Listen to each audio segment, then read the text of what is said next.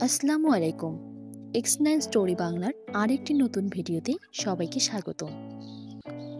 ঘাটাইল উপজেলা সদর থেকে ১৪ কিলোমিটার পূর্বে বংশাই নদীর পাড়ে অবস্থিত ধলাপাড়া হাট।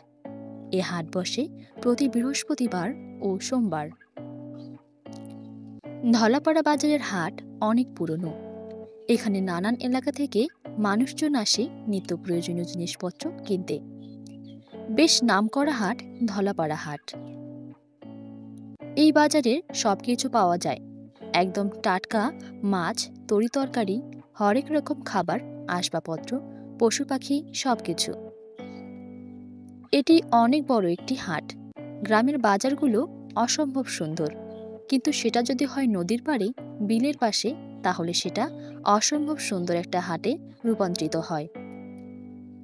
মানুষজনের অনেক আনাগোনা এখানে, অনেক ভিড় থাকে হাটের দিন। বাজারের রাস্তায় অনেক জ্যাম পড়ে যায় বাজারের কারণে।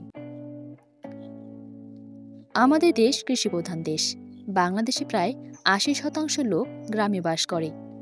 গ্রাম বাংলার মানুষ কৃষিপণ্য সহ নিত্য প্রয়োজনীয় পণ্যদ্রব্য ক্রয় বিক্রয়ের জন্য নির্দিষ্ট স্থানে উন্মুক্তভাবে খোলা আকাশের নিচে বসে বলেই হাট বাজার হয়। সবখানেই গ্রাম বাংলার মানুষের হাট বসে। গ্রাম বাংলার ঐতিহ্য হল হাট বাজার।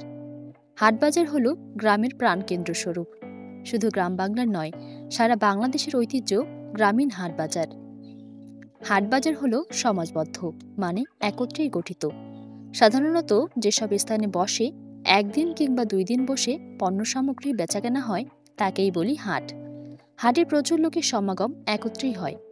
আর যেসব স্থানে দোকান বসে কিংবা স্থায়ীভাবে দোকান করা হয় সেটি হচ্ছে বাজার। আর বাজারে প্রতিদিন উন্মুক্তভাবে যে কোনো ধরনের মাছ, সবজি, তরিতরকারি ক্রয় বিক্রয় করার অনেক লোক জমায়েত থাকে। এটি হচ্ছে বাজার। সুপ্রিয় দর্শক, এই ছিল আমাদের আজকের ভিডিও। এতক্ষণ সাথে থাকার জন্য ধন্যবাদ।